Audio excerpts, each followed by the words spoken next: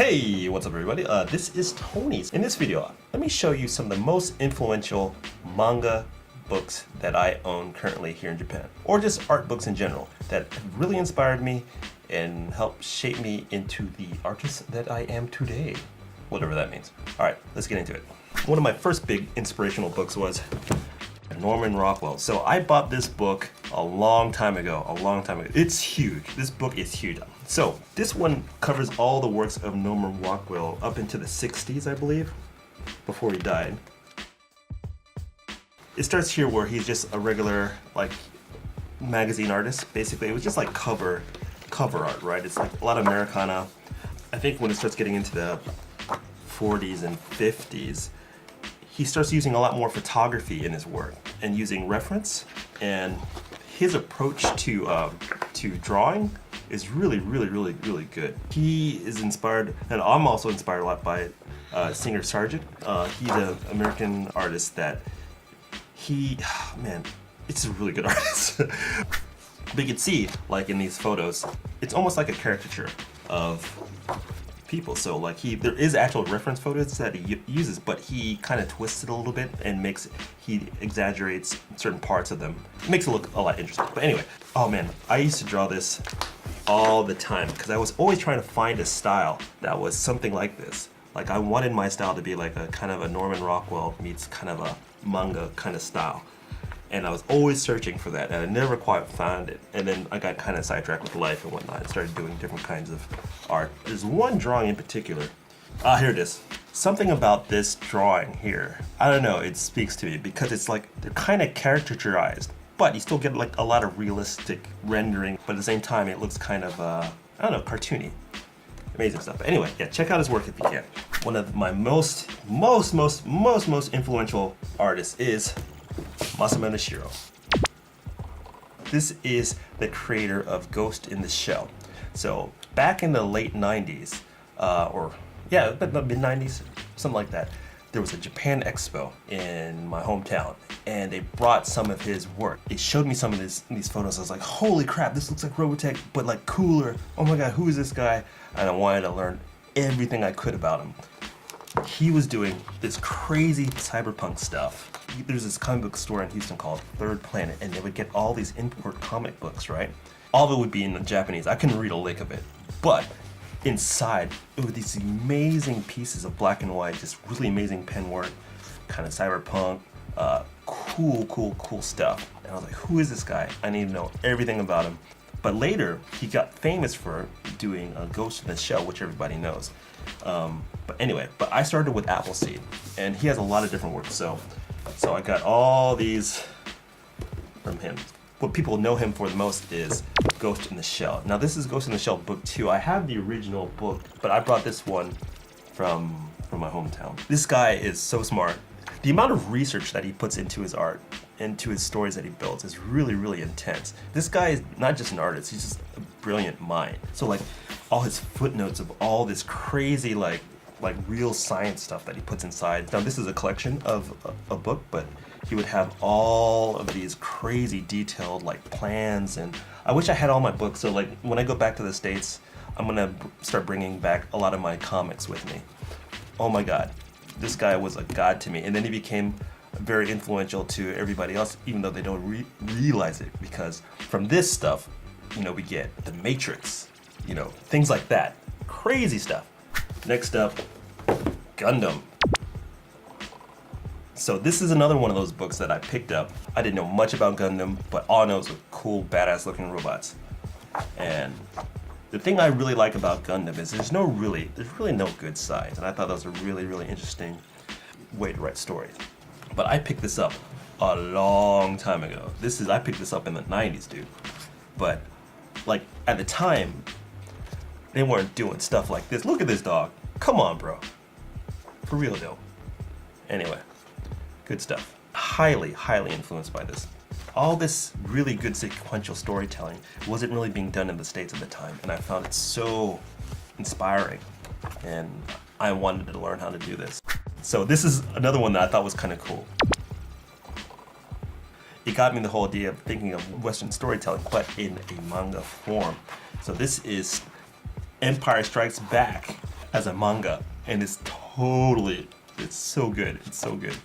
And I just thought it was so cool to see these are, you know, stories that I was used to, but done in manga form, and the way that it was drawn, oh my god, it's so good. It's so good. It just, look at these panel layouts, man. Bro, this is ridiculous. This is so cool. Anyway, really good. Now, this brings us to another very popular series that I think you guys know and love, Dragon Ball. So, Dragon Ball Z, really good. So Dragon Ball, the way that they would construct fight scenes, really good. Yeah, this guy, bro, it's so good. It's so good. But I don't have to say anything about that. Everybody knows Dragon Ball. Dragon Ball, a huge influence on me and what I would like to do with manga as well. So let me get another book for you. Another one that kind of really inspired me. I learned about this after I got to Japan was Fullmetal Alchemist. This is another really good series of books because one, I like the universe that they set up. I like the way that they use kind of a European style, but mix it with manga. She is an amazing artist. The stuff that she's able to do, the layouts are amazing. She can draw. She can draw amazing. So don't let the simplistic style fool you. It's really amazing. She draws like a badass. She just draws really good. Really good. But the pen work is amazing. I'm trying to pull from this as much as possible for what I would like to see my manga look like, you know? I'm studying it as much as I can and just taking some time and practicing. Yeah, so good, so good. Next up, we have Doraemon.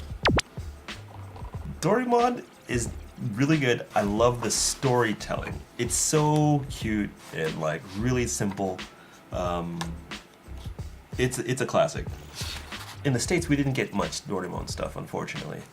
But I got my hands on a couple comics back in the day. And a good friend of mine, that's how he learned how to speak Japanese as a kid.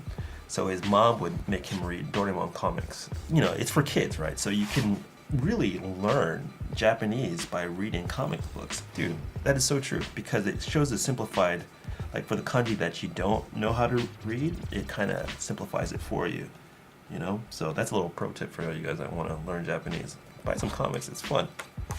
But anyway, I love the storytelling. It's really whimsical. It's a simplified style and just all around good times, good times. But yeah, Doraemon. I don't know how to describe this book. This was recommended to me way back in the day.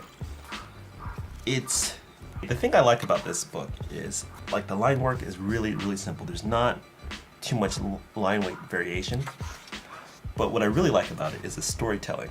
It's really cute. And this is one of the first comics that I realized that people were using reference photos to help them draw. And it kind of opened my eyes. It's like, okay, yeah, you could use reference, but make sure they're your own photos if you can. So the shrine here isn't super detailed, but you could tell that this was based off a reference photo. So it kind of changed my idea of like, yeah, you can still produce art, even if you're using like crazy detailed reference. Balancing that with a really simplified main character is kind of cool. You could tell that this is based off of real photography, you know? Yeah, good stuff. Next up we get One Piece. One Piece was one of those comics that when I first got here in Japan, everybody loved One Piece. And I just didn't get it. It wasn't my cup of tea. I just wasn't feeling it. I don't know what it was. I just wasn't about One Piece. A friend of mine said, hey, you should just buy a couple comics and then come check it out. I said, all right, let me check it out. So I sat on it for like a couple years, and then I went back later and I started actually reading them and paying attention to it. Now they bang these things out like crazy here, but it's really good. It's really good. It is really good. What I love about One Piece comics is there's just so much energy in these drawings. You know what I mean? Now, I don't know if it's because of the way that the preliminary sketches or as far as layout's concerned, I don't know what, but there's just so much life into these drawings, you know, and for a guy that draws pretty stiff, seeing this is really inspirational. When I feel like I'm getting really too stiff, I need to change it up and stop making stiff people. I don't know what I'm saying. But anyway, really good manga. One Piece. Alright, next up is, this is another weird one, but I found it really inspirational for me, and that is Kingdom Hearts. Kingdom Hearts is, as you know, is a game where they mix in manga style with traditional Disney characters. And for me, I thought that was really cool because, like I said, I was trying to figure out a way to mix the styles. How do I have a Western-based style, but still have my influences from manga and anime? And when I found this book, I was just at like the half-price books here in Japan, and I ran into it. I said, whoa, they made a manga out of this? Let me check this out. Oh my god, it kind of opened my eyes so much. I know people focus on the video game. I know people love the video game, but I don't care about the video game. I care about this manga. Let me show you why.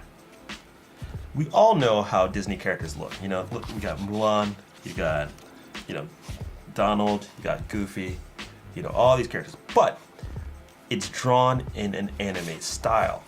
Like, as far as panel layout, pen work, all that stuff. This is so dope. And it showed me, hey, you know what? I could find a hybrid between the two. So like earlier I mentioned there was this Star Wars book done in a manga style. But the thing that made this special to me is that they were using Disney characters and putting it in this Japanese style of comic book writing. And I thought, yo, that is dope as hell. Amazing. So I can do this. I can really do this. I just got to figure out what my style is. But this is amazing bit of work. So you got Chip and Dale, Minnie Mouse, all that stuff. As you can see, if you didn't know who these characters were, you would think it was a Japanese manga.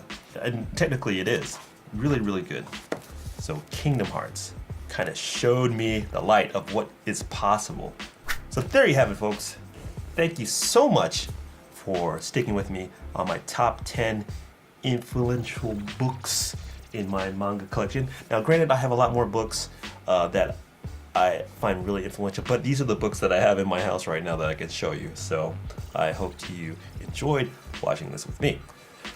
And hopefully you learned a little bit something from it. Granted, I did talk a lot. I did talk a whole lot, but I just kind of wanted to share this with you guys to let you guys know, you know, what kind of influences I have in my head when I'm drawing, and why it's so hard for me to find my own personal style. Because look, I mean, it's all over the place, people. It's all over the place. The way I look at it, it's all these things make me. They're all part of me. Find inspiration where you can, and you will naturally become a filter and produce the kind of art that you want to produce. If you have any comics that you find really inspiring, or manga that you find really inspiring, that you think I should know about or would like to share with everybody out there, please put it in the comment section. We'll discuss it more. I might learn some new ones. Yeah, this is kind of fun. I should do more videos like this. This is kind of cool. Anyway, thank you guys so much for watching, and bye-bye.